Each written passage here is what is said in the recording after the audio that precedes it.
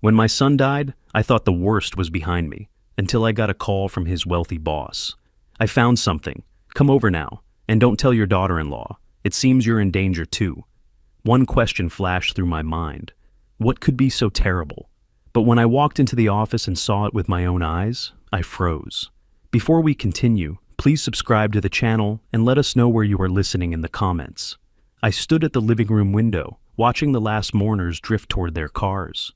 The coffee cup in my hand had gone cold an hour ago. Mrs. Patterson from the church hugged Leona at the gate, whispering something that made my daughter-in-law nod and dab her eyes with a tissue. Performance art, I was beginning to realize. Then I saw him, a tall man in a mechanic's jacket, standing just beyond the gate's shadow. Leona broke away from Mrs. Patterson and moved toward him with purpose. Their heads bent together, and even from this distance, their body language screamed intimacy. His hand brushed her arm. She leaned in, urgent, intense. Nothing about that interaction belonged at a funeral. I set down my cup and headed for the door. By the time I reached them, the man had vanished around the corner.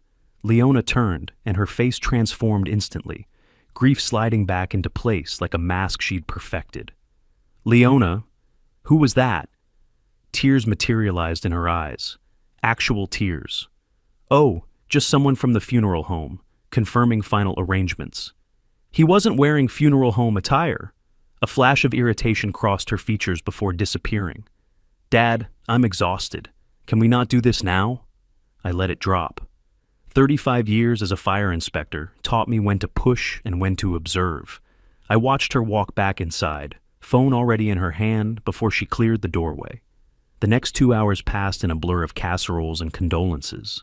But I kept noticing things. Leona's phone never left her hand. She'd type rapidly, her thumbs flying, then pause, read, and delete whatever she'd written. Type again. Delete again. Her eyes would dart around the room, checking if anyone was watching. She never saw me watching from the kitchen doorway. Around 8, the house finally emptied. Leona announced she was going upstairs to rest, her voice thick with exhaustion. I heard her footsteps overhead, pacing, then her muffled voice, animated, nothing like the broken widow she'd played all day. My phone rang. Nelson Gray, Ralph's boss. Mr. Crawford, I need to speak with you urgently. Nelson, if this is about the funeral expenses... He cut me off, his usually warm voice tight and formal. It's not about money. Tomorrow, 9 a.m., my office. Come alone. Don't tell Leona you're meeting me. I don't understand. You will. Just promise me. This is important. I promised. Questions multiplied in my mind like sparks in dry brush. Sleep wouldn't come. Around midnight, I found myself in Ralph's old bedroom, now the guest room, where Leona stored her endless shopping bags. I sat on the bed where my son used to read comic books, and I started remembering. 3 months ago, Leona had suddenly become kind. After 5 years of polite distance, she'd started calling me Dad with warmth, asking about my health, my retirement, whether I'd updated my will. Just want to make sure you're taken care of, she'd said, squeezing my hand. Then the insurance conversation. I'd overheard her pushing Ralph. We need security, honey. What if something happens? Your father's getting older. We need to think about the future. Ralph had resisted, but eventually he'd caved. He always caved with her. The arguments had started around then. Raised voices behind closed doors. Ralph's face growing haggard, his shoulders tight with stress. The night before the accident, he'd called me. Dad, can we talk? Something important. But Leona had interrupted in the background. Honey, we have plans, remember? Ralph had sighed. Tomorrow, Dad. I'll call you tomorrow. Tomorrow never came. Dawn light crept through the window, gray and cold. I hadn't moved from the bed. My old inspector's notepad lay open on my lap, filled with dates, observations, inconsistencies. My handwriting looked different, sharper, more focused. The shaky grief scrawl from the past week had disappeared. I checked my watch. 6 hours until the meeting with Nelson. I walked to my desk and pulled out the accident report I'd requested from the police department. I'd barely glanced at it before, too consumed by loss to process the details. Now I read with different eyes. Brake line failure, catastrophic. Total loss of braking on Interstate 10 during morning rush hour. Ralph's car had slammed into a concrete barrier at 70 miles per hour. The impact had been instant, fatal, no chance. But something nagged at me. Ralph was meticulous about car maintenance, always had been, ever since he was 16 and bought his first junker. I flipped through the pages, looking for the service history. There it was. 2 weeks before the accident, Ralph had taken the car to his regular shop.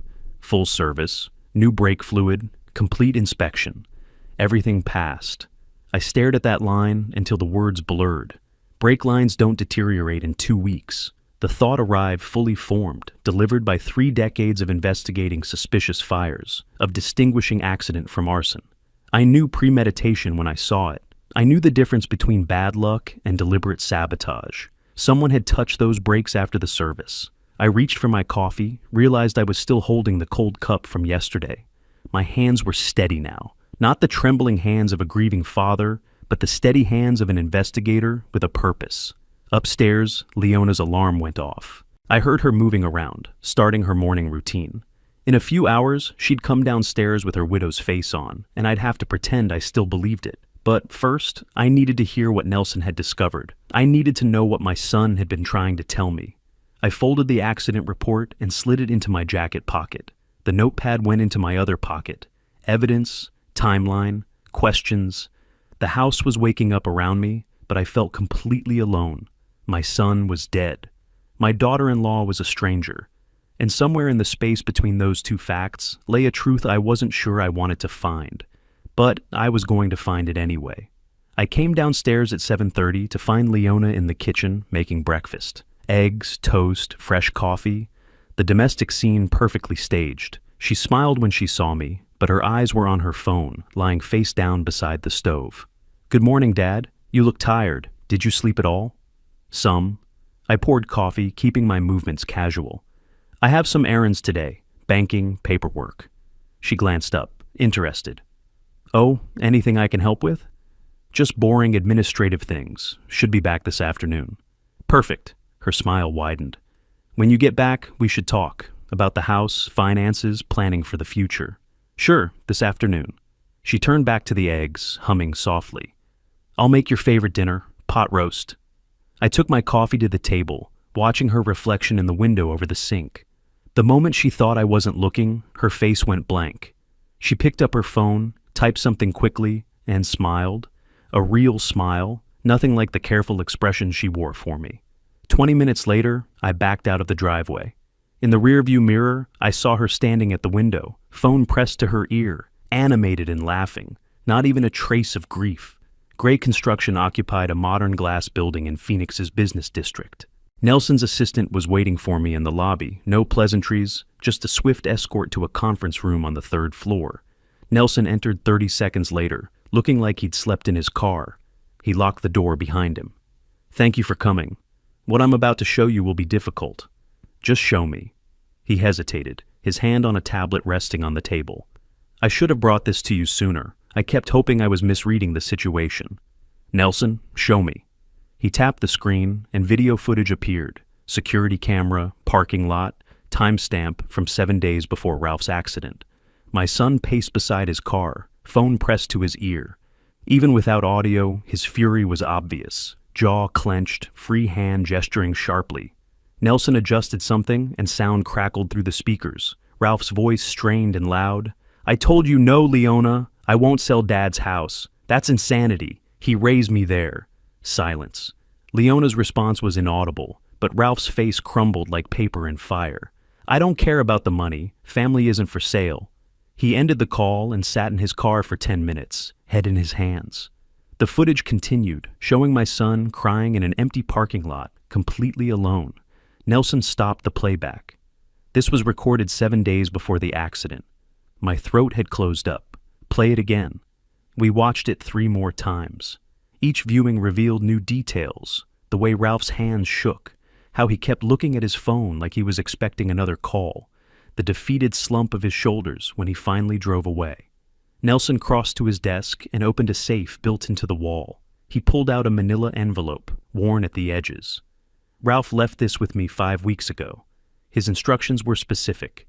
Give it to you if anything happened to him. Not to Leona, only to you. Inside were bank statements, transactions highlighted in yellow. $23,000 transferred in increments over 3 months from Ralph's joint account. The recipient, M. Webb. There was also a handwritten note in Ralph's careful script. She claimed credit card debt. I checked. She doesn't have those cards. Where's this money going? Why is she lying? Beneath that, a life insurance policy. $500,000, dated 2 months ago. Ralph's signature looked forced, the letters uneven. He was worried, Nelson said quietly. For weeks he was distracted, stressed. He wanted to talk about family problems but kept putting it off. Then, the day before the accident, he finally scheduled a meeting with me for that Monday. He said, "I need advice about protecting my father." Those were his exact words. He never made it to that meeting. No, he didn't. I spread everything across the conference table: bank statements, insurance policy, accident report. My fire inspector training kicked in, that methodical approach to evidence I'd used for decades. Connect the dots, establish timeline, identify accelerants. Ralph had his car fully serviced 15 days before the accident, I said, pointing to the service record in the police report. New brake fluid, complete inspection, everything passed. Nelson leaned over the documents. And brake lines don't deteriorate in 2 weeks. They don't fail catastrophically without cause. I tapped the accident report. Someone accessed that car after the service. Someone who knew exactly what they were doing. The words hung in the air between us. We both knew what I was saying. We both understood the implications. Nelson handed me a USB drive. Everything's on here. Video, documents, copies of everything in that envelope. He pressed it into my palm, closing my fingers around it. Keep it safe. What are you gonna do? He asked.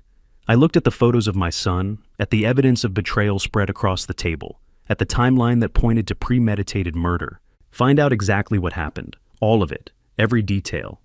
And then, I met his eyes. Make sure justice is served, one way or another. Nelson nodded slowly. Ralph was like a son to me, too. Whatever you need, copies, resources, access to anything, you have it. I need to know who MP Webb is. I'll start digging, quietly. I gathered the documents, slipped them back into the envelope. The USB drive went into my pocket next to my notepad. Evidence, proof, purpose. The drive home took 20 minutes, but I didn't go home. I pulled into the public library parking lot 3 blocks from my house and sat with the engine running. My phone rang. Leona. I watched her name flash on the screen until it went to voicemail. A minute later, the notification appeared. I played it on speaker. Dad, where are you? We need to talk about the house and financial things. When will you be home? Her voice was warm, honey, concerned and loving. Completely false. I played it 2 more times, listening for cracks in the performance. There weren't any. She was good. She'd probably been practicing this role for months, maybe years. I pulled out my inspector's notepad and started a new page. Listed everything I knew, everything I needed to find out. Emia Webb was at the top, underlined 3 times. Who was this person receiving my son's money? What was their connection to Leona? How did they fit into the plan? Because it was a plan. I was certain now. The insurance policy, the pressure to sell my house, the arguments, the convenient brake failure, the perfect timing. Someone had killed my son for money. Someone had calculated his worth and decided it was worth more than his life, and that someone was living in my house right now, probably wondering where I was, probably getting impatient to start spending her inheritance. My phone buzzed again. Another call from Leona. I let it ring out. I wasn't ready to go home yet. Wasn't ready to sit across from her at dinner and pretend I believed the act. Not while rage burned behind my eyes, cold and focused. I opened the notepad to a fresh page and wrote, investigation log, numbered each line, dated each entry, made it official. This was no longer about grief. This was about evidence, truth, and eventually, justice. I started the car and pulled back onto the street. But I didn't turn toward home, not yet. I had work to do first. I didn't go home. Instead, I drove straight to Phoenix Police Department's Central Precinct on Washington Street. The accident report listed Detective James Torres as the lead investigator. I needed to know exactly where the official case stood before I went any further on my own. The precinct smelled like burnt coffee and disinfectant. Torres met me in a small interview room. his badge clipped to a worn belt, file folder tucked under his arm. He looked tired, the kind of tired that comes from seeing too much. "Mr. Crawford." He shook my hand, gestured to a chair. "I'm sorry for your loss." I sat, placing my own folder on the table between us. "The brake line was damaged. Your report confirmed that." Torres opened his file, flipped through pages covered in technical language. "Damaged, yes. Catastrophic failure leading to total loss of braking function." He had the brakes serviced 15 days before the accident. Torres sighed, rubbing his eyes. "I know, I saw the service records, but proving deliberate tampering, without forensic evidence of tool marks, chemical interference, or clear signs of sabotage, it could be anything. Road debris, corrosion, manufacturing defect. You don't believe that?" "What I believe doesn't matter, Mr. Crawford. I need proof. Without it, my hands are tied. I'm sorry." I left the precinct with exactly what I'd expected. Sympathy, but no action. The system had limitations. I didn't. 2 days passed. I played the grieving father at home while my mind cataloged every detail, every inconsistency. Leona continued her performance, bringing me tea, asking about my day, slowly circling the topic of the house like a patient predator. On the third day, I drove to Steve's Automotive on East Indian School Road. Ralph had used this shop for years, trusted them completely. The place was busy, the sound of impact wrenches and the smell of motor oil filling the air. Steve, the head mechanic, wiped his hands on a rag when I introduced myself. His face fell. "Ralph, man, I'm so sorry. He was a good customer, always on time, never questioned the work. I need to ask about his last service, the brake work." Steve's expression shifted. Concern, maybe confusion. "Let me pull up the records." He led me to a cluttered office, typed into an ancient computer. "Here, full brake system service 15 days before the accident. I did the work myself. New pads, rotors, fluid flush. Those brakes were perfect." "Was that the last time you saw the car?" Steve scrolled through the screen, then stopped. "Actually, no. His wife brought it in about a month before that service. Said it was for routine maintenance, but Ralph hadn't scheduled anything. I called him to confirm. He seemed confused but told me to do whatever she wanted." My pulse quickened. "What date was that?" "November 28th. Why? Did she come alone?" Steve leaned back in his chair, thinking. "No. Now that you mention it, she had someone with her." "Hang on." He stood, motioned for me to follow. "We keep security footage for 90 days. Let me check." In the shop's tiny surveillance room, Steve rewound digital footage to November 28th. There was Leona's silver sedan pulling into the lot. She emerged from the driver's side. From the passenger side, a man in mechanic's coveralls, late 30s, confident walk, clearly comfortable in this environment. "Who is that?" I asked. Steve leaned closer to the screen, then straightened abruptly. "That's Marcus Webb. Used to work here until I fired him 3 years ago." "Why'd you fire him?" "Sloppy work, specifically with brake jobs. He'd cut corners, use substandard parts. I couldn't have that liability." Steve turned to me, understanding dawning in his eyes. "Why is he with your daughter-in-law?" "That's what I need to find out." Steve printed screenshots from the footage without me asking, handed them over in a manila envelope. "Ralph was good people. If something happened to him that wasn't an accident..." He didn't finish the sentence. He didn't need to. I drove home with the envelope on the passenger seat, Marcus Webb's face frozen in grainy surveillance images. Mjer Webb, not just a name on bank statements anymore, a person. A fired mechanic with expertise in brake systems who had accompanied Leona to Ralph's car maintenance appointment. An appointment Ralph hadn't scheduled. The pieces were connecting. That evening, Leona cooked an elaborate dinner, roasted chicken, vegetables, fresh bread. She refilled my water glass before I asked, smiled warmly, asked about my day with what seemed like genuine concern. Then she started. "Dad, I've been thinking about our future, both of us, alone in this big house." She cut her chicken precisely, not looking at me. "Maybe we should consider something smaller, more manageable. We could sell, split the proceeds, each get a nice condo." I played confused, uncertain. "This is my home. Ralph grew up here." Her patience cracked just slightly. "Ralph is gone. We need to be practical about finances now. Don't you want security in your retirement?" "I have security." "Do you?" She set down her fork, leaned forward. This house costs money to maintain. Property taxes, repairs, utilities. Wouldn't it be easier to have that capital working for you instead of being tied up in an aging property? I let the silence stretch, watched her calibrate her approach. I suppose I should think about it. Her smile returned. That's all I'm asking, just think about it. Over the next week, the pressure intensified. Real estate flyers appeared on the kitchen counter.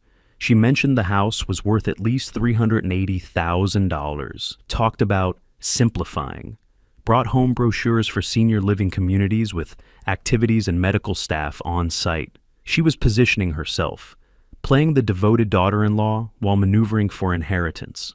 And she thought I was too confused, too grief-stricken to see it. One evening, she asked about my will, casually, over coffee, like she was asking about the weather. Have you thought about updating your estate planning since Ralph? My will? I stirred sugar into my cup slowly. I suppose I should look at it. I could help with that. Her voice was pure helpfulness.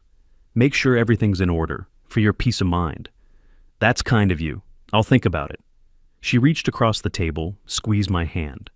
Take your time. I'm here for you, Dad. Late that night, after she'd gone upstairs, I sat at the kitchen table with everything spread before me.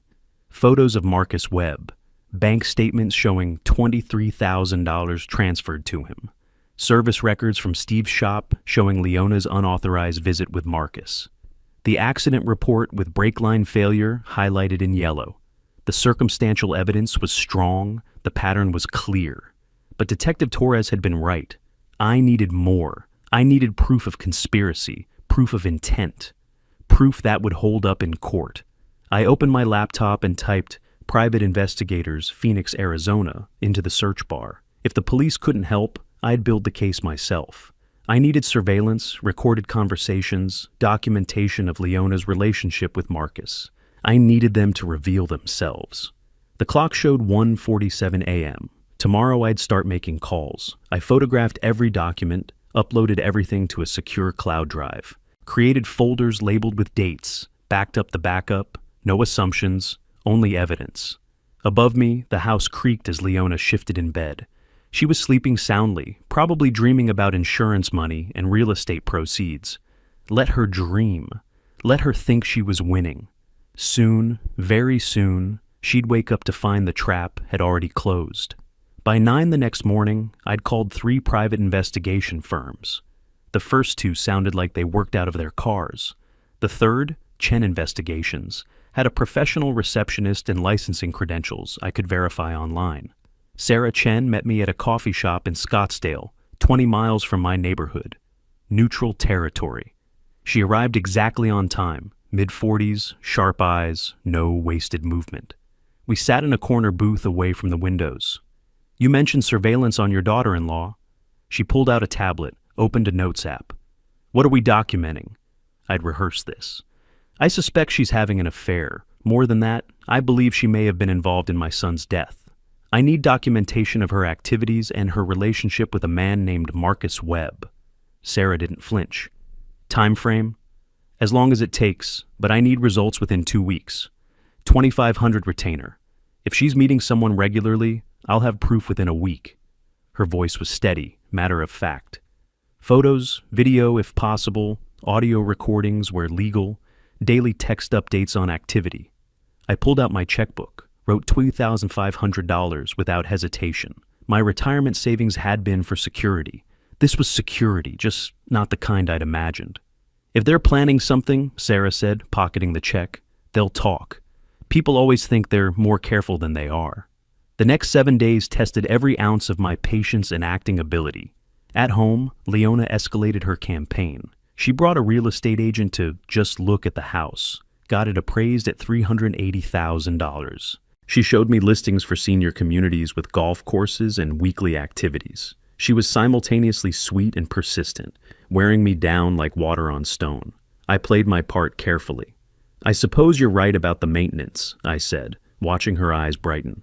This place is a lot of work for one person. Each small concession strengthened her confidence. She was winning, or so she believed. Sarah's texts came daily. Subject observed. Meeting confirmed, same location. Audio captured. On the seventh day, we met again at the same coffee shop. Sarah slid a thick envelope across the table, followed by a USB drive. Your instincts were correct, Mr. Crawford. Her voice was quiet but firm. And it's worse than infidelity. The report documented 7 meetings between Leona and Marcus at the Desert Rose Motel on Van Buren. They arrived separately, left together. The pattern was consistent. Tuesdays and Thursdays around 3 p.m., always room 112. Then came the photographs. Leona and Marcus in the parking lot. Marcus's hand on her lower back. Leona laughing, relaxed, nothing like the grieving widow she played at home. You got audio? My voice sounded distant to my own ears. Better than expected. Parabolic microphone through the motel window.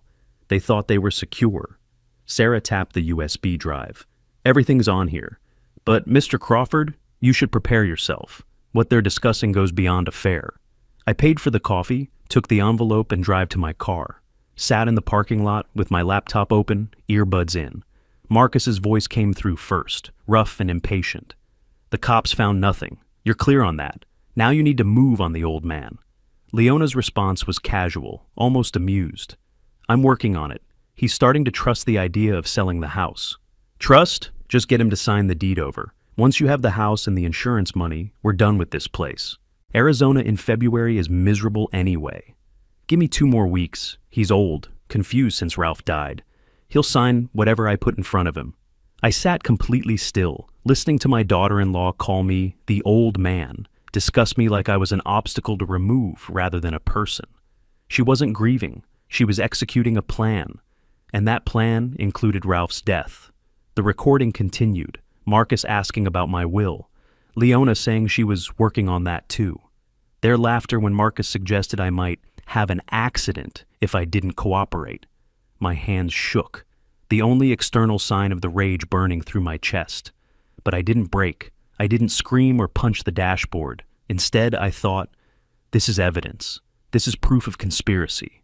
This is what I need. That afternoon, I drove to the law offices of Mitchell & Associates in downtown Phoenix. I'd researched Sandra Mitchell extensively. 15 years specializing in wrongful death cases, strong track record, reputation for aggressive litigation. The consultation cost $350, worth every penny. Sandra's office overlooked the city, modern and efficient. She listened without interrupting as I laid out everything. Nelson's video, Ralph's envelope, the auto shop footage, Sarah's surveillance report, and recordings. She reviewed each piece methodically, taking notes in neat handwriting. Finally, she looked up. Mr. Crawford, you have strong circumstantial evidence of conspiracy to commit murder, an ongoing conspiracy to defraud you. But Arizona courts require clear proof for wrongful death civil cases. What does that mean? It means we need more, either a criminal conviction, which seems unlikely given your detective friend's assessment, or additional evidence showing premeditation and intent. Specifically, we need them to explicitly admit involvement in Ralph's death. The recordings show conspiracy to defraud you, absolutely. They're discussing manipulation and theft, but they're not confessing to murder. They reference the police finding nothing, which could mean anything. Sandra leaned forward. Here's the good news. They think they've succeeded. They're comfortable, making mistakes. If you give them enough rope, they might hang themselves. I understood immediately. I needed more admissions, more explicit statements. And to get those, I needed to appear even more vulnerable. Sandra outlined the strategy. Keep appearing to capitulate. Act confused, overwhelmed. If she pushes harder, she'll reveal more. People get sloppy when they think they're winning. That evening, I returned home to find Leona waiting with dinner and wine, a bottle of expensive red I recognized as one Ralph had been saving. I sat down, accepted a glass, and began my new performance. I've been thinking about what you said, about the house. I sipped the wine, let my shoulders slump. Maybe you're right. It is too much for me alone. Leona's entire posture changed. She leaned forward, attentive, supportive. Oh, Dad, I'm so glad you're being reasonable about this. It really is for the best. I'll need help with the legal process, transferring property, all that paperwork. I rubbed my temples like the thought exhausted me. I don't understand half of it anymore. Of course. She could barely contain her satisfaction. I'll find you a good lawyer, someone who can handle everything smoothly. You won't have to worry about any of it. When should we start? No rush. Her hand covered mine on the table. But maybe we could begin looking at the paperwork next week, just to see what's involved. What she didn't know, every word was being recorded by the device Sarah had provided, hidden in my shirt pocket, small, professional grade, impossible to detect without a sweep. I nodded slowly, playing exhausted and confused. All right, next week. After she went upstairs, triumphant and satisfied, I uploaded the recording to my secure cloud storage. Her eagerness to help me transfer the deed was documented. Her barely concealed greed was captured in digital clarity. I reviewed my growing case file, financial records showing $23,000 to Marcus Webb, surveillance photos of their meetings, audio recordings of conspiracy discussions, legal consultation notes outlining what additional evidence I needed. Sandra had been right. They were getting comfortable, making mistakes, revealing themselves one careless word at a time. My phone buzzed, a text from Sarah Chen. Subject and male companion, meeting again tomorrow, 3 p.m., same motel. Want audio? I typed back, yes, everything. Tomorrow I'd play more confused. Maybe mention I'd scheduled an appointment with an estate lawyer, dangle the bait and see how far they'd go. I was no longer the grieving father waiting for official justice.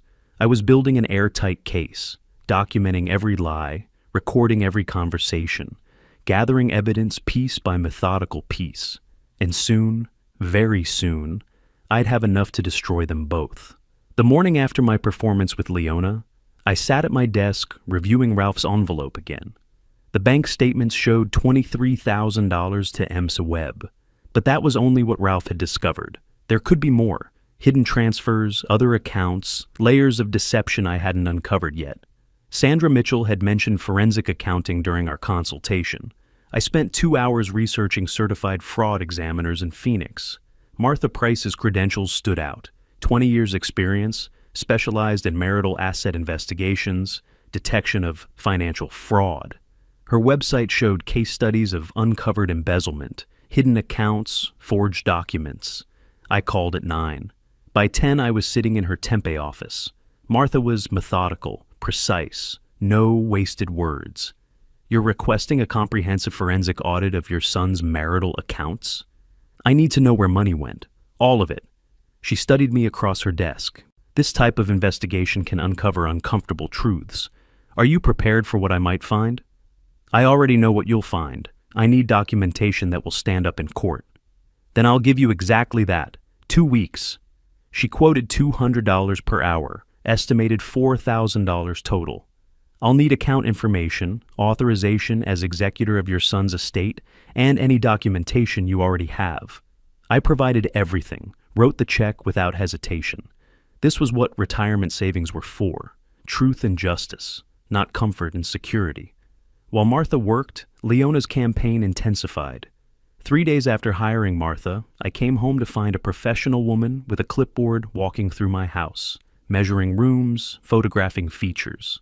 Leona trailed behind her, proprietary as if she already owned the place. Just getting a baseline value, Dad, Leona explained cheerfully. The appraiser quoted $380,000 market value. Leona's eyes shone with calculation. That evening, she presented glossy brochures for senior living communities, places with full amenities and comprehensive services. The message was clear. I should move somewhere more appropriate, sell the house, hand over the proceeds. I played my role, studied the brochures carefully, appearing overwhelmed. It does look nice, though expensive. Leona patted my hand. We'll figure out the finances together, Dad. Don't worry. Over the next week, her tactics escalated. She mentioned the house needed expensive repairs, roof work, plumbing replacement, foundation issues. She brought contractor estimates, solicited without my knowledge or permission. See, $20,000 just for the roof. Wouldn't it be easier to sell? She talked about property taxes, utility costs, maintenance burden, building her case for why an old man couldn't handle this house alone. Each conversation I recorded, each manipulations documented, but what struck me most was her comfort with deception. She lied as easily as breathing. This wasn't a sudden decision to kill Ralph. This was who she'd always been, a predator who'd finally found the perfect opportunity. 2 weeks after hiring her, Martha requested a meeting. I drove to her office, anticipation and dread mixing in equal measure. Her conference room table was covered with spreadsheets, highlighted bank statements, printed documents organized in neat stacks. Martha looked tired, but satisfied, the expression of someone who'd solved a complex puzzle. "Mr. Crawford, what I found is systematic financial abuse spanning 18 months. She walked me through it methodically. Leona had withdrawn $47,000 from joint accounts over 6 months, claiming expenses that never existed. Business suits Ralph never wore, medical bills for procedures he never had, home repairs that were never done. She forged your son's signature twice. Martha showed me withdrawal slips with handwriting analysis overlays. The pressure and slant are wrong. These aren't his signatures. The money had gone to Marcus Webb in increments designed to avoid attention. $1,500 here, $2,200 there, always staying below reporting thresholds. But Martha had found something more damaging.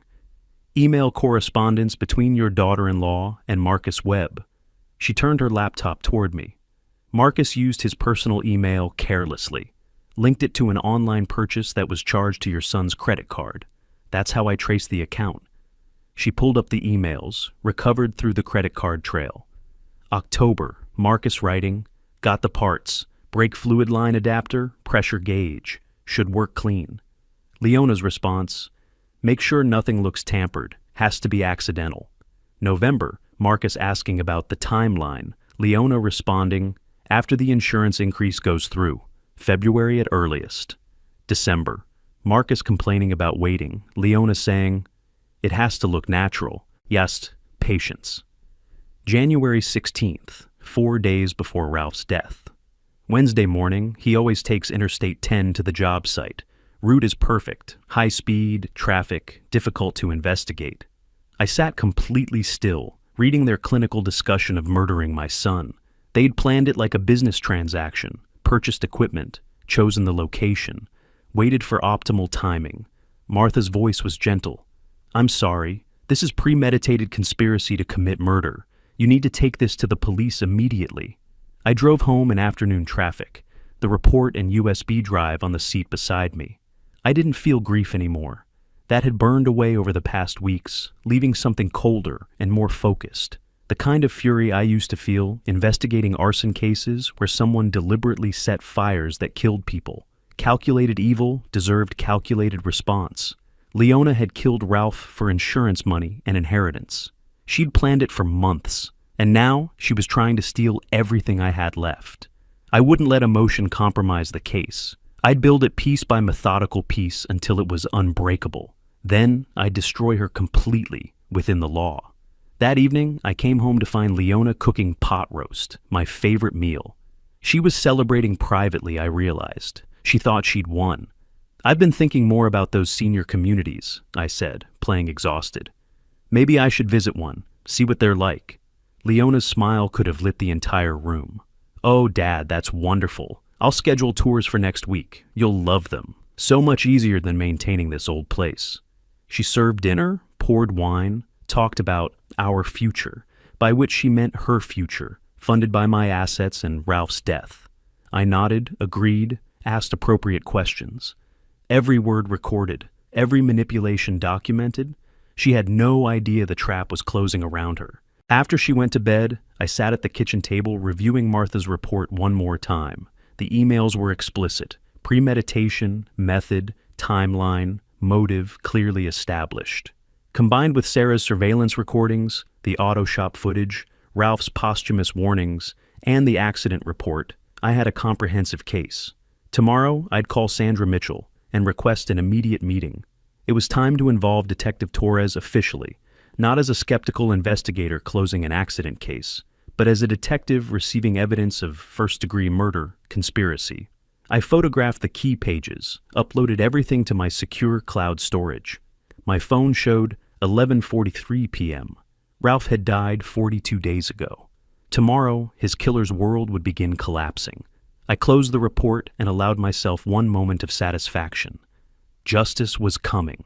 The next morning, I arrived at Sandra Mitchell's office at 8:30 with 2 large folders and 3 USB drives. Everything I'd gathered over 7 weeks, Nelson's video, Ralph's envelope, Sarah's surveillance reports, auto shop footage, Martha's financial audit and email evidence, my own recordings of Leona's manipulation.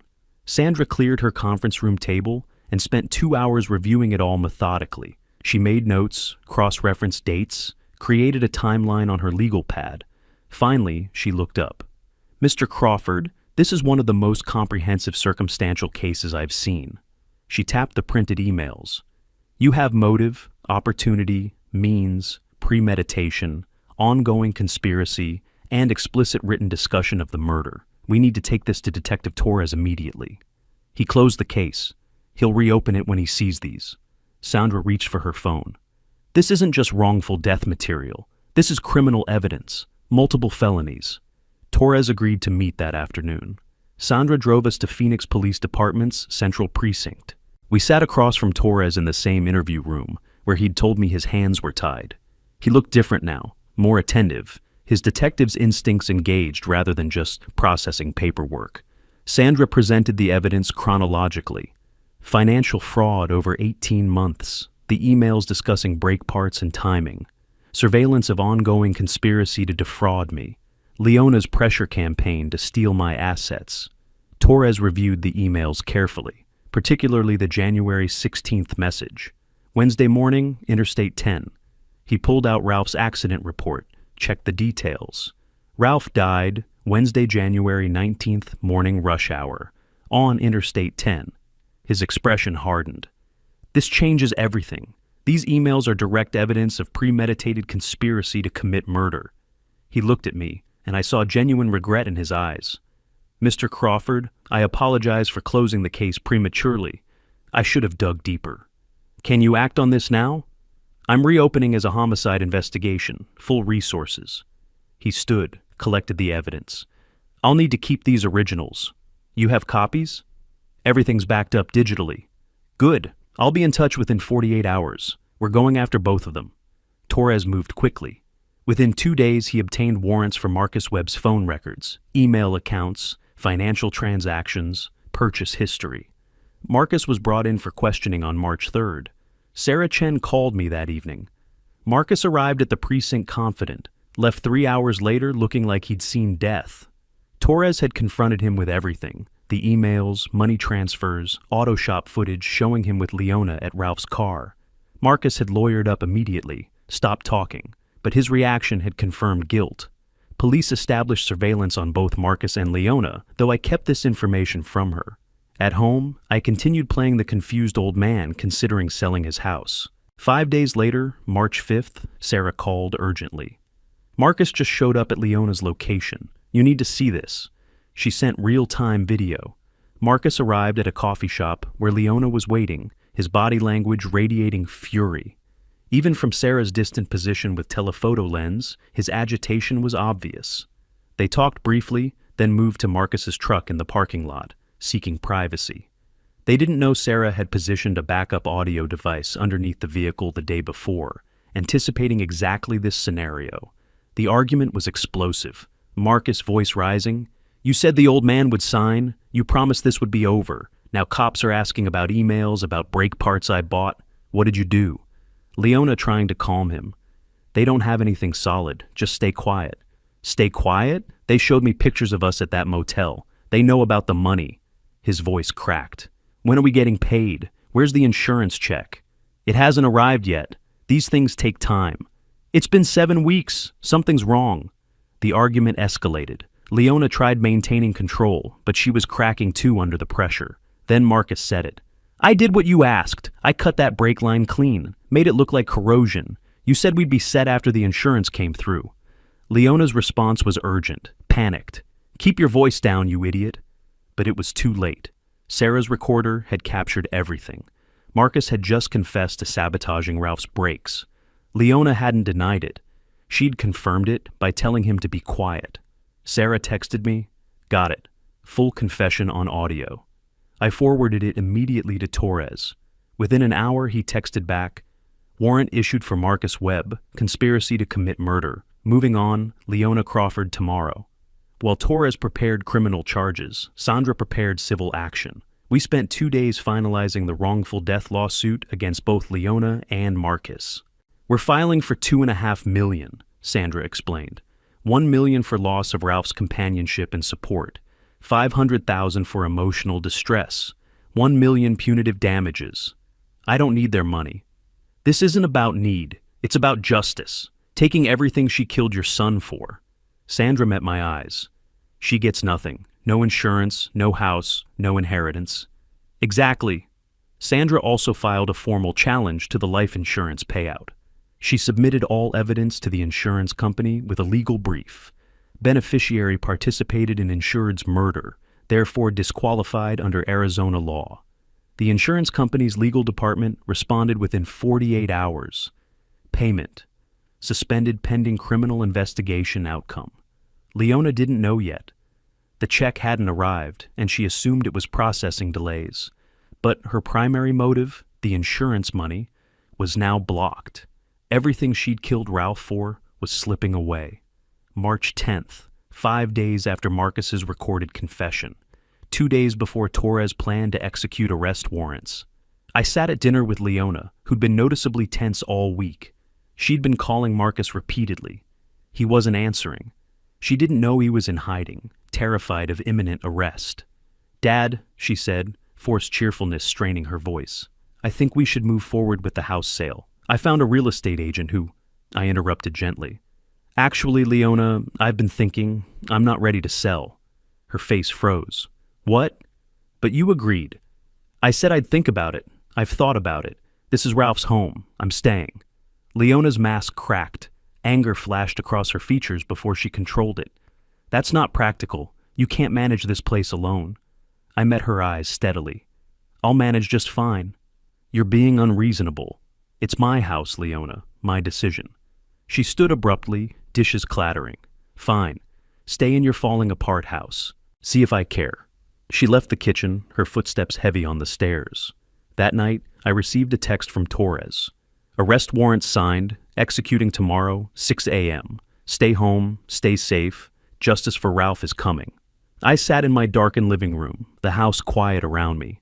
Upstairs, Leona was on her phone, probably trying to reach Marcus again. She had no idea that in less than 12 hours, police would arrive with handcuffs and charges of conspiracy to commit first-degree murder. Tomorrow, everything changed. The investigation phase ended. The justice phase began. I allowed myself a moment to think of Ralph, his face, his laugh, his integrity, the way he'd called me every Sunday just to check in. "I kept my promise," I whispered to the darkness. "I found the truth, and they're going to pay for what they did to you." I closed my eyes briefly, gathering strength for what was coming. Tomorrow, the trap would spring shut. 6 a.m., March 11th. I sat in my living room, coffee untouched on the side table, watching the clock. At 6:14, 3 unmarked police vehicles pulled up outside. Detective Torres emerged first, followed by 4 uniformed officers. I opened the door before they could knock. Torres nodded once, silent acknowledgement between us. Then he called up the stairs. "Leona Crawford, Phoenix Police, we have a warrant for your arrest." The sound of Leona's footsteps stopped. Silence stretched for 3 heartbeats. Then she appeared at the top of the stairs, wearing her bathrobe, confusion and fear crossing her face. "What? There must be some mistake." Torres walked to the base of the stairs, holding up the warrant. "You're being charged with conspiracy to commit first-degree murder in the death of Ralph Crawford. You have the right to remain silent." "What? No, this is insane." An officer moved up the stairs. Leona backed away, but there was nowhere to go. They turned her around, placed handcuffs on her wrists. Her eyes found me, standing calmly by the door. Understanding and rage hit her simultaneously. You did this?" Torres guided her down the stairs, but she twisted toward me, her mask shattering completely. "I'm your family. Ralph was my husband." My voice came out cold, steady. "Ralph was my son, and you murdered him for insurance money." She lunged toward me, screaming, but the officers held her back. "You senile old man! I'll destroy you. You have no idea what you're doing." Torres intervened firmly. "Mrs. Crawford, you need to come with us now." They led her toward the door. She was still shouting threats, promising lawsuits, calling me delusional. I watched through the window as they placed her in the back of a police car, her face contorted with fury visible through the glass. The vehicles pulled away. The house fell silent. After 7 weeks of lies and manipulation, Leona was finally gone. That same day, Sandra Mitchell filed the wrongful death lawsuit in Maricopa County Superior Court. She called me at noon with the news. It's filed, 47 pages documenting the conspiracy, financial fraud, Ralph's murder, and attempts to defraud you. We're seeking $2.5 million in damages. When will she receive it? Within 48 hours of making bail. The process server will deliver it personally. Sandra paused. How are you holding up? I'm fine. When does the civil trial start? Probably June. We'll move faster than criminal court. And our burden of proof is lower, preponderance of evidence, not beyond reasonable doubt. March 12th. Leona made bail, $250,000, secured by her mother's house. She was released with GPS monitoring and restrictions against leaving Arizona. That afternoon, a process server delivered the civil lawsuit summons to her mother's address.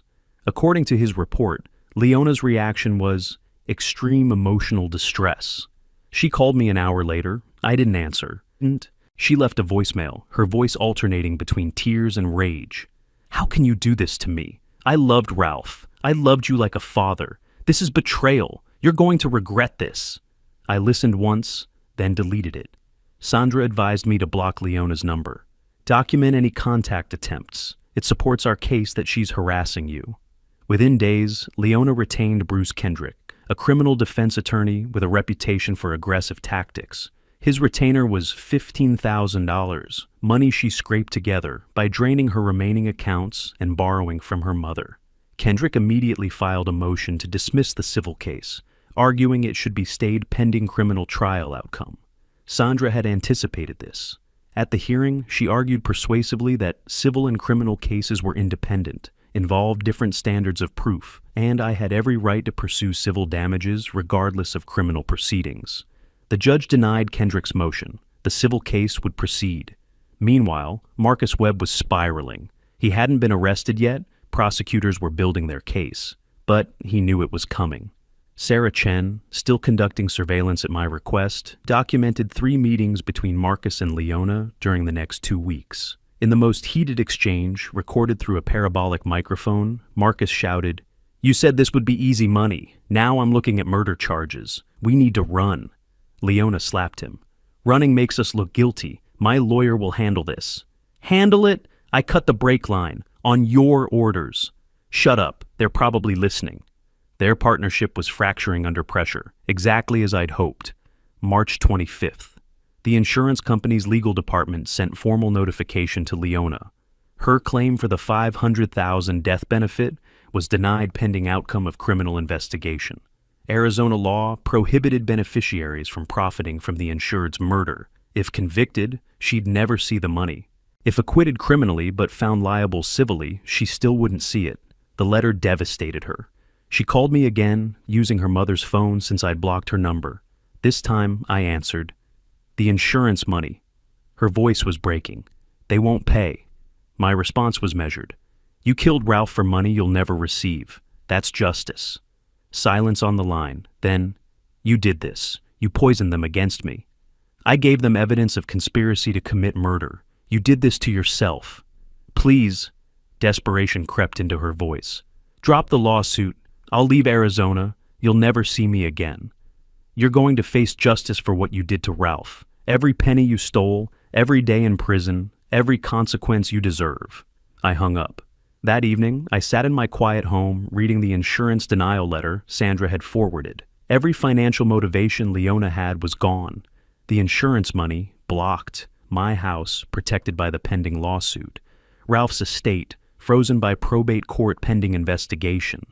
She was living with Marcus in his apartment, GPS monitored, facing murder charges, with mounting legal bills and no income. The walls were closing in exactly as planned. Tomorrow, I'd meet with Sandra to prepare for depositions, the next phase of forcing Leona and Marcus to testify under oath, locking them into stories they couldn't escape. I placed the letter in my evidence folder, now several inches thick. Ralph's photo sat on my desk, my son's face forever frozen at age 32. The wheels of justice turned slowly, but they were turning. March 26th. Bruce Kendrick filed a counterclaim against me in the civil case.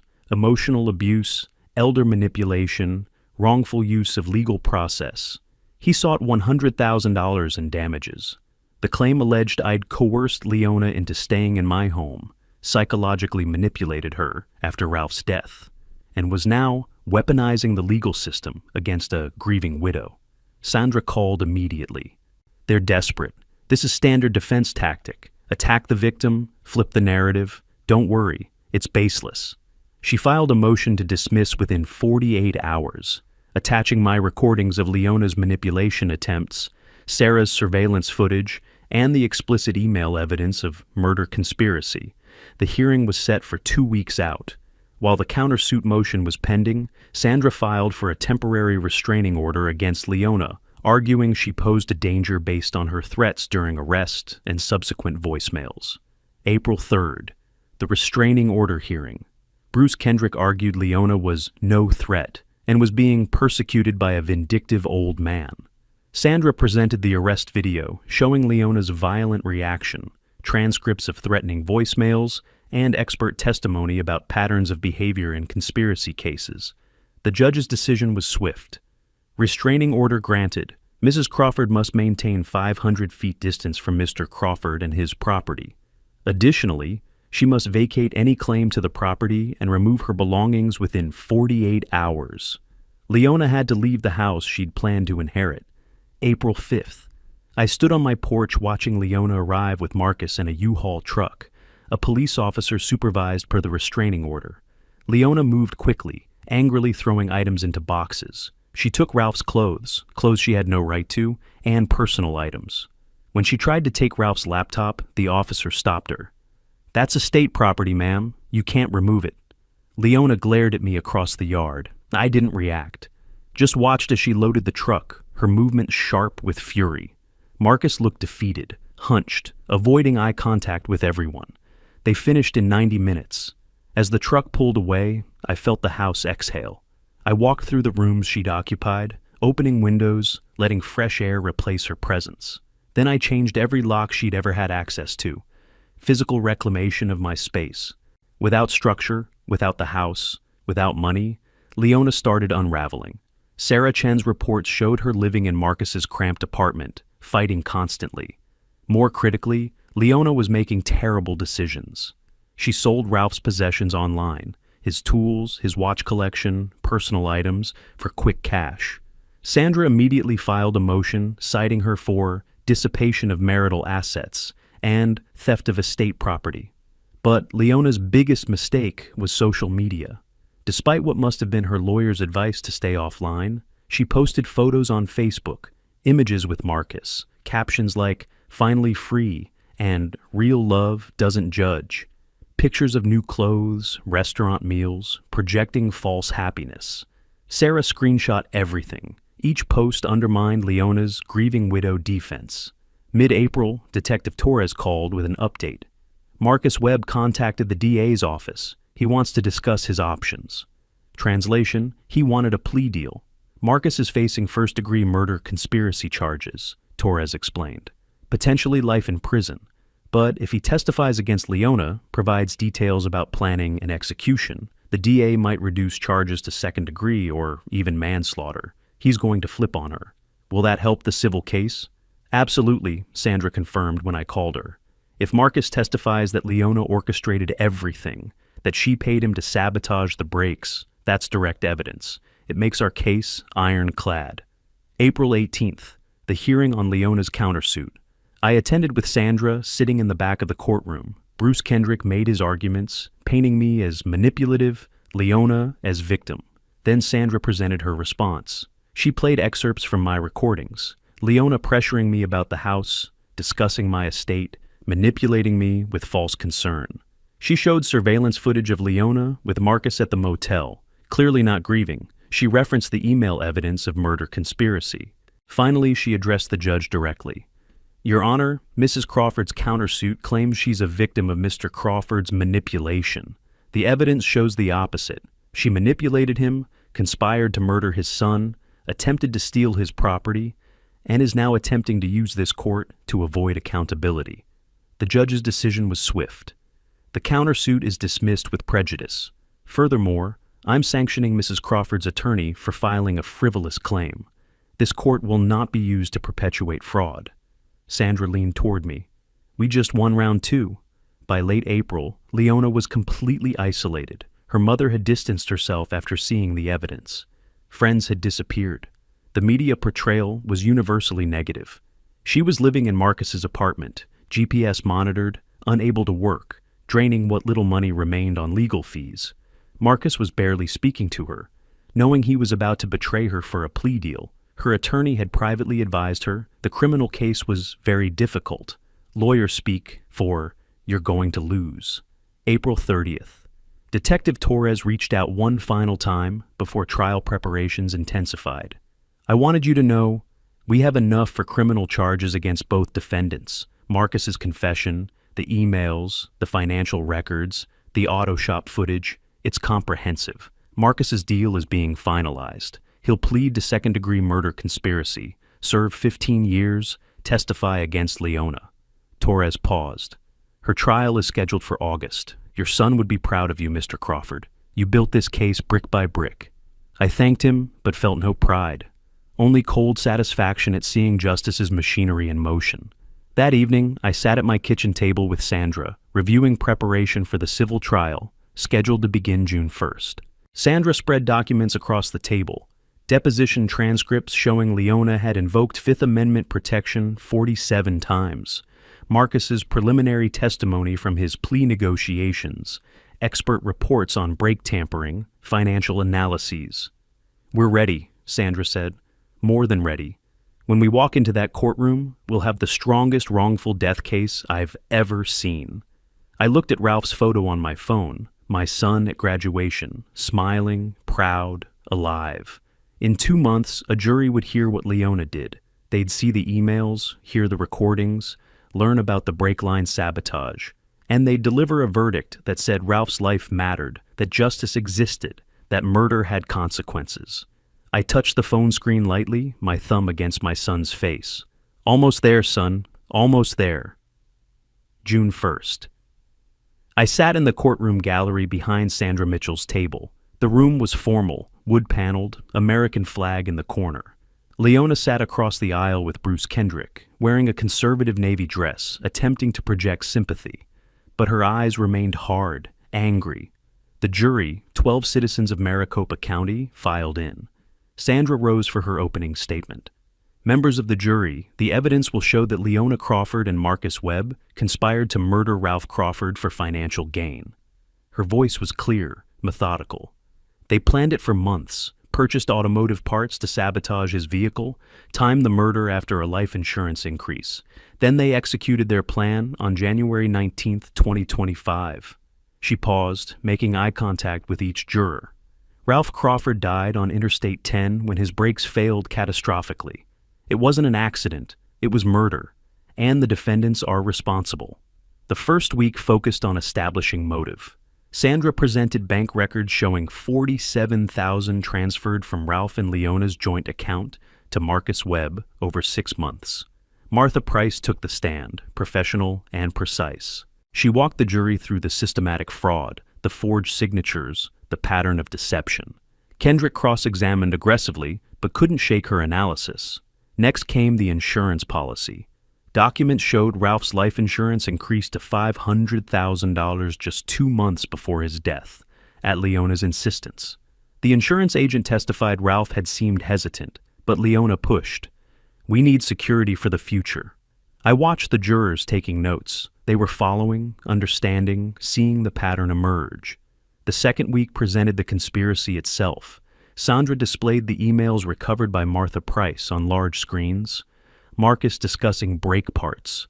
Leona responding about timing, their careful planning to make it look accidental. Each email was dated, authenticated, devastating. Then came Sarah Chen, professional, credible, describing her surveillance of Leona and Marcus at motels, recording their conversations. Sandra played the audio from the March 5th parking lot argument. The courtroom fell silent. Marcus's voice filled the space. "I cut that brake line clean, made it look like corrosion." Leona's recorded response. "Keep your voice down." Several jurors leaned forward. This was the moment. Direct admission of murder. Steve from the auto shop testified next. He described Ralph as meticulous about vehicle maintenance, then recounted the unusual service visit. Leona bringing Ralph's car without authorization, accompanied by Marcus Webb, a mechanic Steve had fired for cutting corners on brake work. Sandra showed the jury security footage. Leona and Marcus discussing something intently next to Ralph's vehicle. Ralph's brakes were perfect when he left my shop, Steve said. There's no mechanical reason they should have failed unless someone tampered with them afterward. Kendrick's defense strategy was to attack credibility. He implied I was a confused elderly man who misinterpreted normal family conversations. He suggested the financial transfers were legitimate loans. He claimed the emails were taken out of context, but each argument crumbled under Sandra's redirect examination. The recordings spoke for themselves. The financial analysis was airtight. The technical evidence was irrefutable. By mid-July, even Kendrick seemed to recognize the case was lost. His cross-examinations became shorter, less aggressive. He was going through motions. July 28th. The courtroom stirred when Marcus Webb entered, disheveled, wearing jail orange, shackled. Part of his plea agreement required truthful testimony in the civil trial. Sandra called him to the stand. For 3 hours, Marcus detailed the conspiracy. Leona had approached him in September, said she wanted out of her marriage, but needed financial security first. She proposed increasing Ralph's insurance, then staging an accident. Marcus would sabotage the brakes. His automotive expertise made it possible. They'd split the insurance money. Marcus described purchasing the brake line tools online, waiting for the right opportunity, cutting the hydraulic line in Ralph's car while Leona distracted a neighbor. He described January 19th, waiting for news, Leona calling with fake tears. Something terrible happened. The jury watched, transfixed.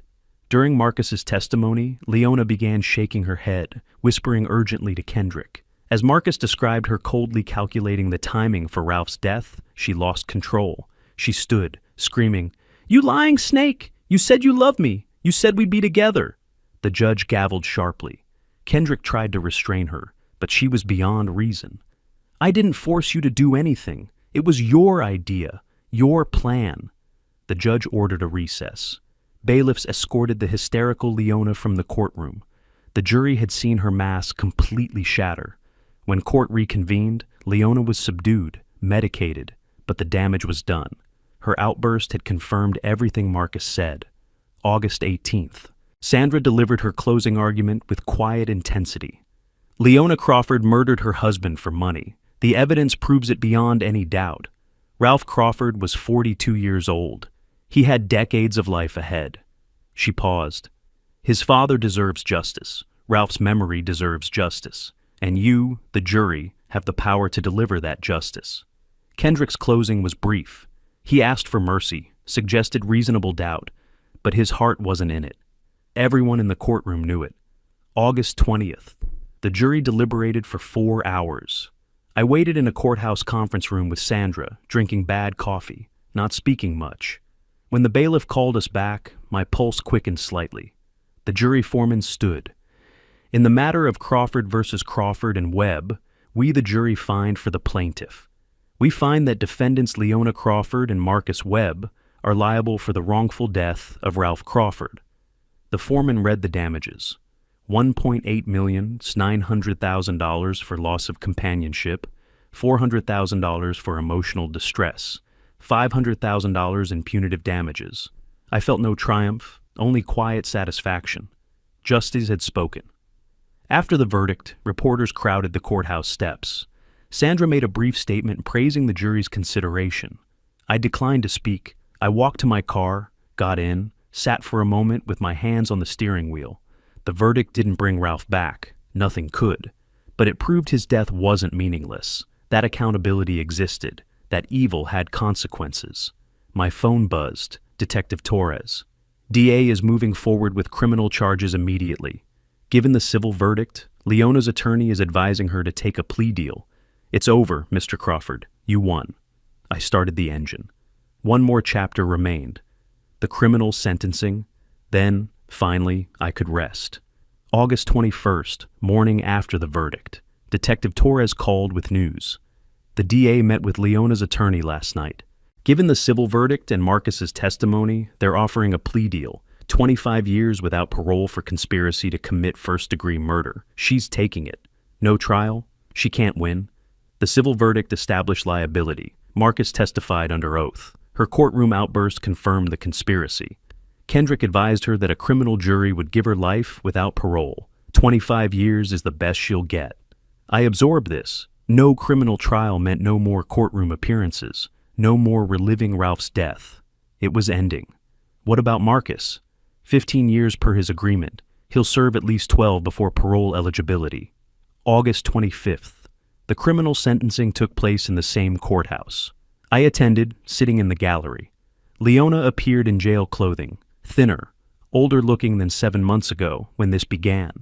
The judge reviewed the plea agreement, confirmed she understood she was waiving her right to trial.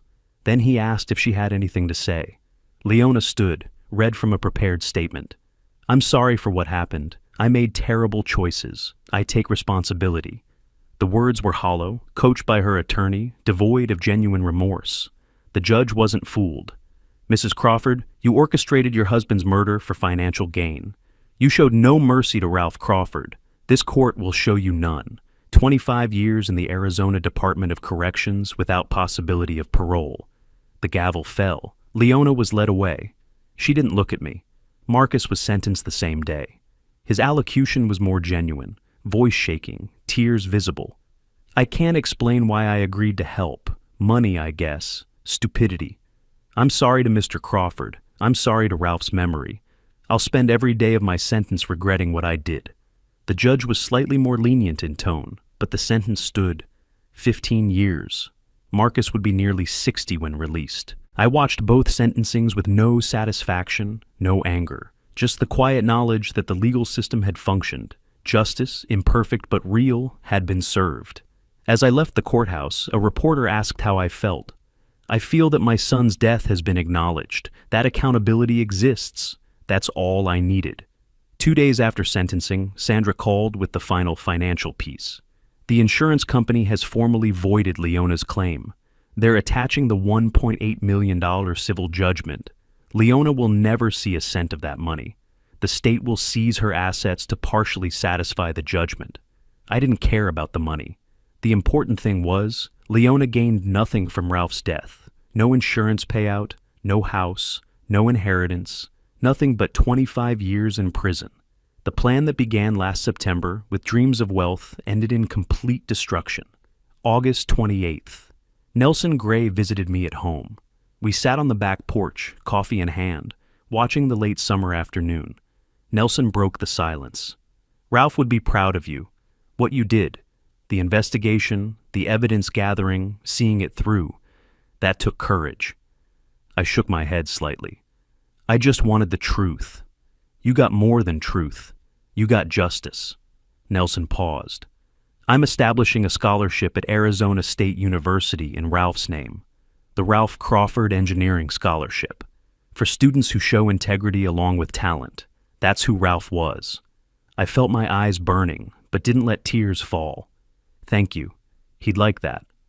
Later that afternoon, I drove to the cemetery. I hadn't visited since the funeral, couldn't face it during the investigation. Now, with justice delivered, I could. Ralph's headstone was simple granite. Ralph Crawford, 1982-2025, beloved son. I stood before it, hands in pockets, and spoke quietly. "It's done, son. 25 years for her. 15 for Marcus. They won't profit from what they did. I made sure of that." The words felt inadequate. "I know it doesn't bring you back. Nothing can. But your death mattered. Justice was served, and people know. They know what you were worth." I placed my hand on the cool granite. "I love you. I always will." A breeze moved through the cemetery. Time to let Ralph rest. That evening, I sat on my front porch as the sun set over Phoenix. The house was quiet, truly quiet, without the taint of Leona's presence. I opened an old photo album I hadn't looked at in years. Ralph as a child, gap-toothed smile. Ralph at high school graduation. Ralph accepting his engineering degree. Ralph and Leona's wedding. I paused at that photo, seeing her smile now as the mask it was. But I move past it. More photos of Ralph working, laughing, living. The life Leona stole. The memories that remained. The album was full of a life that mattered, a son who was loved, a man who didn't deserve what happened to him, but also proof that Ralph existed, thrived, was happy, at least until the end. I closed the album as darkness settled. 7 months ago, I sat in this same spot after Ralph's funeral, watching Leona whisper with Marcus at the gate. That was the beginning. Now it's the ending. Justice has been delivered through proper channels. Leona will spend the next quarter century in prison. Marcus as well. The conspiracy they built has been completely dismantled. Ralph's death has been avenged within the law, through evidence and testimony and jury verdict. I don't feel triumph. Revenge stories suggest satisfaction, catharsis, closure. I feel none of those things. I feel tired. I feel older. But I also feel that I kept my promise to find the truth and make sure justice was served. Ralph's life mattered. His death had consequences. That has to be enough. I sit as the stars emerge over Phoenix. My phone shows a message from Sandra. Final paperwork for the civil judgment. Official closure of the case. I'll read it tomorrow. Tonight, I just sit with Ralph's photo album on my lap, looking at the house I protected, the home he grew up in. Life continues. The pain of loss doesn't vanish with justice. But knowing the truth, seeing accountability delivered, provides something. Not peace exactly, but the absence of war. The fight is over. Ralph's killers have been punished. Tomorrow, I'll wake up and continue living, carrying my son's memory, knowing I did everything a father could do. Justice, imperfect and painful, has been restored. And somehow, that will have to be enough. If you like this story, please like this video, subscribe to the channel, and share your impressions of this story in the comments. To listen to the next story, click on the box on the left. Thank you for watching.